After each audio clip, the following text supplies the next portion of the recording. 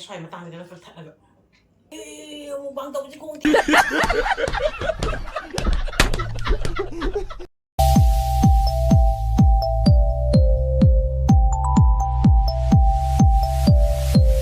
Adudi mayam aina thongjagi ba mathen mayam je chajarage ko. Ai cha ba je utpadi hapning da bane du kasi di hapage. Adudi mayam aina thongjari ba mathen mayam je eronba leire nganu thongba leire broccoli champut leire kotna ba leire ko. Adudi sida champra ju yaure chanam ju yaure kotna ba ju yanna ko. Ai cha ba horage adudi mayam.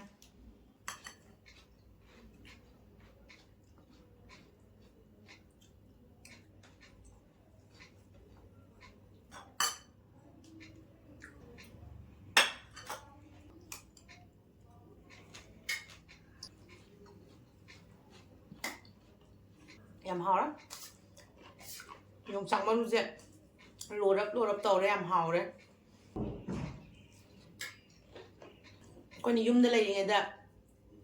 anh ngang ngoài gì đó, yongchak eronba, hangam thongamba, saugri thongamba, kapning đôi này ba. Aduga hojik sina muka adu si ahum sini ba saning ize, thangda bagi hangam, yongchak, saugri. Nga sa di hena do na mo hena saning ba broccoli se ngan ba na si je kagi hangam pere samput do do ka mane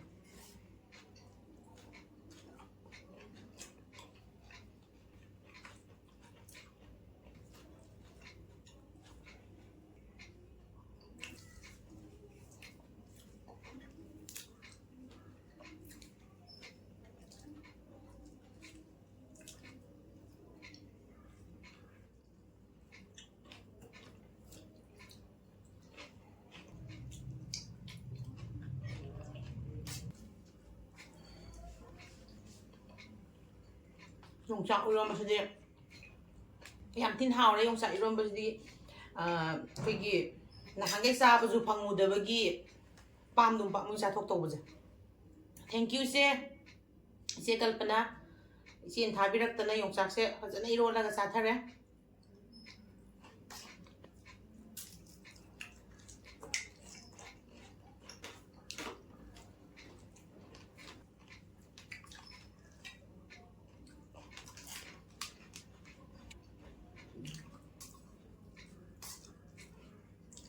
Sampra je mayam ai dip maku ga yang na dum sai ka pa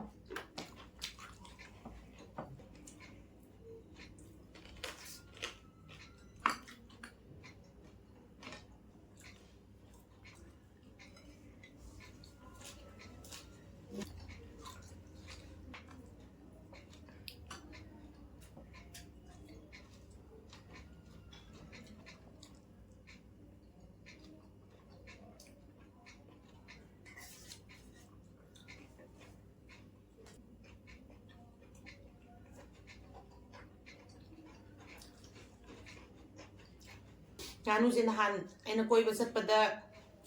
nganu nga ke lei bu ut pado adi nganu du ne ko on fridge ta tham be ne ba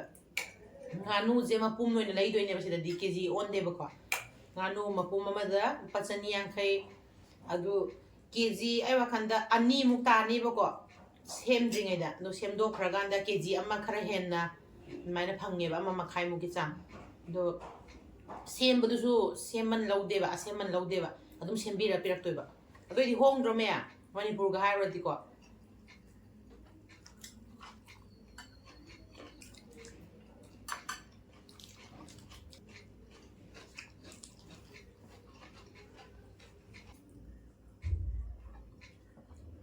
hao de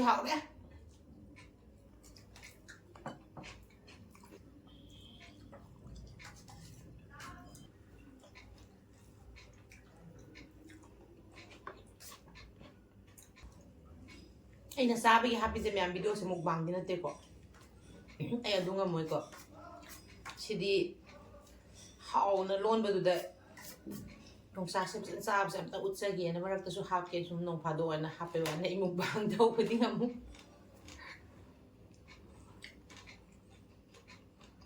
mukbang tꯧꯕꯗꯤ ꯇꯜꯂꯦ ꯑꯗꯨꯒ ꯌꯦꯡꯕꯗ ꯌꯥꯝ ꯅꯨꯡꯉꯥꯏ ꯆꯥꯕꯗ ꯉꯥꯎꯖꯕꯤꯅ ꯌꯥꯝ ꯆꯥꯊꯔꯛꯄꯗꯣ ꯃꯥꯏꯗꯣ ꯍꯦꯛ ꯎꯕ ꯂꯣꯏꯕ ꯑꯩꯁꯨ ꯁꯤ ꯊꯣꯡꯒꯦ ꯈꯟꯗꯣꯏꯅꯦꯕ ꯆꯝꯄ꯭ꯔꯥꯗꯨꯁꯨ ꯍꯥꯎꯋꯦ ꯌꯥꯝ ꯆꯥꯔꯦ ꯉꯥꯅꯨꯁꯦ ꯃꯔꯨꯗꯤ ꯃꯔꯨ ꯉꯥꯛꯇꯅꯤ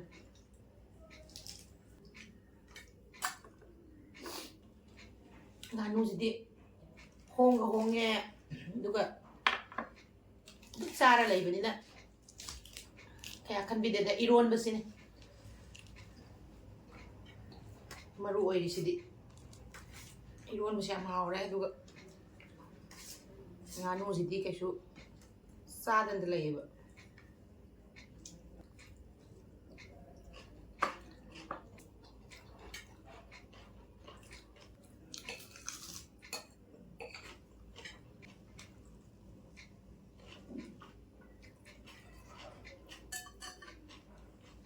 ware adudi miyam sabuji lore loin chare nganu je maru ngata ngare adudi video se swai da lo shelage miyam